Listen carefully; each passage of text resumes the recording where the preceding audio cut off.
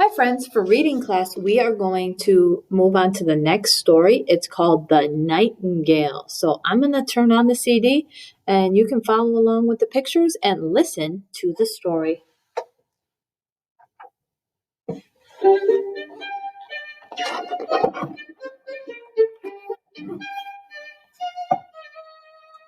Once upon a time, 1,000 years ago, a grand emperor lived in China.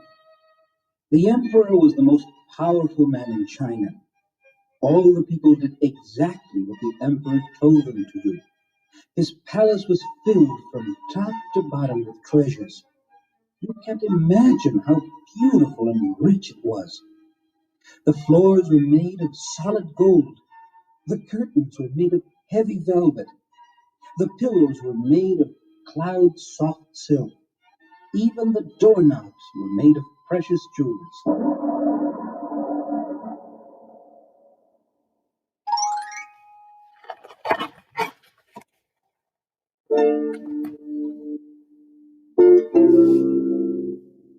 Naturally, the outside of the palace was as beautiful as the inside. A sample of every kind of flower, bush, and tree in the world grew in the emperor's garden. The flowers were all sweet smelling. The trees gave just the right amount of cool shade.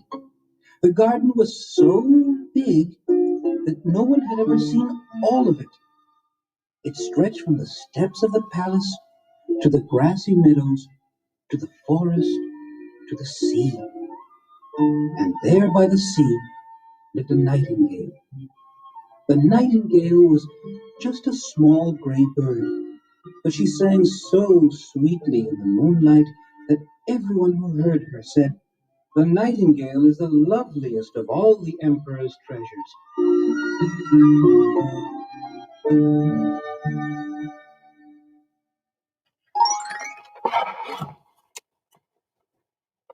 When the emperor heard about the nightingale, he commanded his noblemen to find her. He wanted the nightingale to sing at the palace that very night. The entire palace went into a tizzy.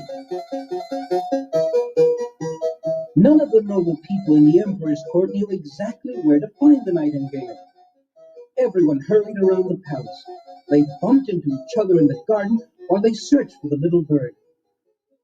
Finally, a young girl who worked in the palace kitchen said she would lead the nobleman to the nightingale.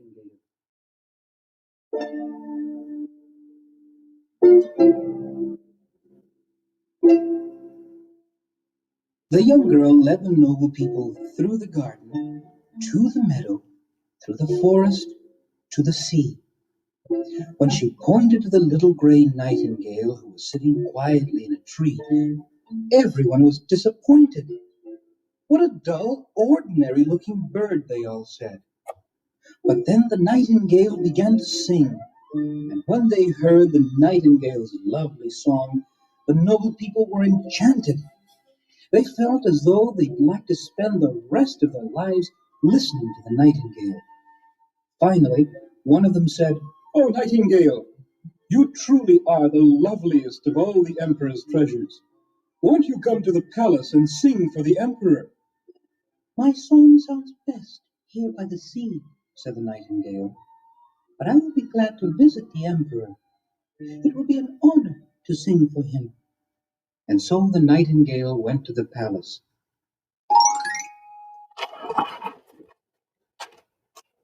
That night, the nightingale sang for the emperor. Her song was unbelievably sweet.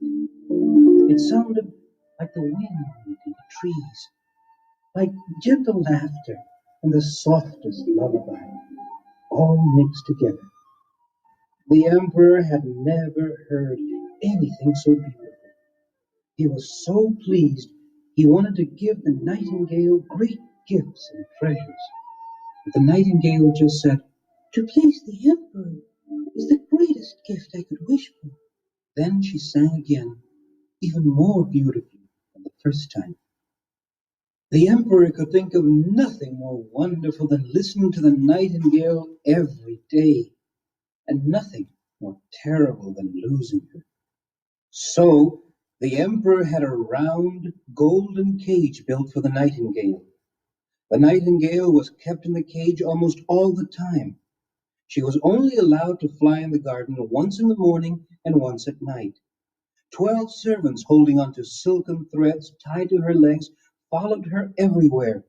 She was not allowed to fly to the sea, where she loved to sing in the moonlight. Her song still sounded beautiful, but at times it also sounded sad.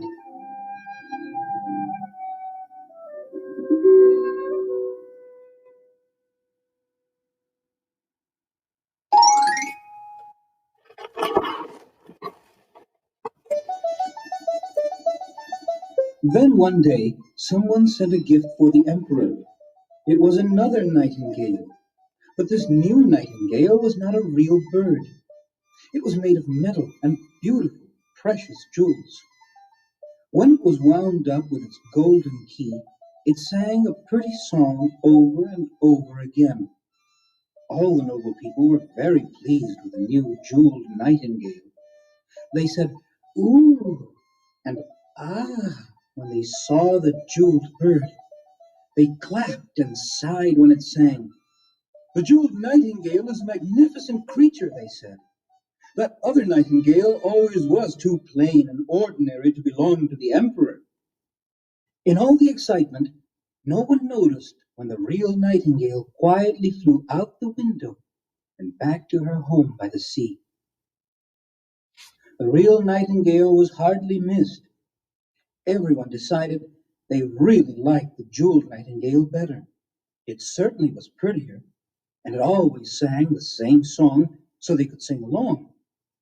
The emperor listened to the jeweled nightingale every morning, noon, and evening. He was quite enchanted with it. But one horrible day, the jeweled bird stopped singing. It was broken.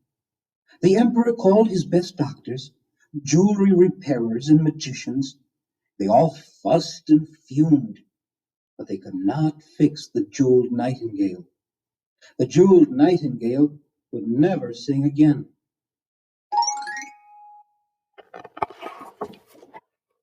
Oh, how the emperor missed the nightingale's song. He missed it so much that he grew sad and weak. After a while, he was so ill that everyone thought he would die. He stayed alone in his room, staring at the broken jeweled nightingale, getting weaker and weaker. "Sing to me," he begged the jeweled bird. But the jeweled bird could not sing. But then, one beautiful evening, a lovely thing happened. Through the window came the sweet song of the real nightingale. She had heard that the emperor was ill and had come to sing for him again. When the emperor heard her song, he opened his eyes and smiled. The more the nightingale sang, the better the emperor felt. "Oh, nightingale," he said, "how can I ever thank you? I will throw away this jeweled bird. You will be my only nightingale. Promise me you will never leave again." "Do not destroy the jeweled bird," said the real nightingale. "It did the best it could. Keep it with you, for I cannot stay with you. You must let me come and go as I like, but I promise I will visit you each evening. I will sit outside your window and sing to you. I ask nothing in return but my freedom." "Then you shall be free," said the emperor. From that day on, the nightingale sang for the emperor every evening, and they both lived happily ever after.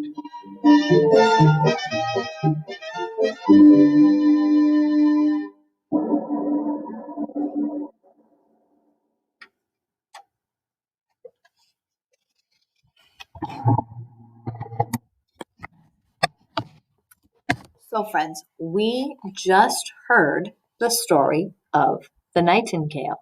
Now, let's move on to some of our assignments that are in our packet. Okay, friends, I need you to find this sheet in your packet. If you need to pause the video, that's okay, because this week we're learning about the letter L. This next weekend, you will be sent home a letter L, and you'll turn it into a ladybug. And we will also be learning more about the letter L. So we're going to go over right now how to write the capital L and the lowercase l, and then we will go over this sheet one more time. So we're going to be working on this part right down here, okay? So I'm going to move you over a bit, and I'm going to get my lines, and then we have a dotted one in the middle. So for your capital L, you're going to start up here, draw a straight line down, and a line across. And that's how you make your L. You go down, and then across. Very good. One more time. Down, and then across. Very good. And for lowercase l, you just go down, straight down. For your lowercase l, straight down. Super easy. So for our alphabet review sheet, I need you to color the letter L's.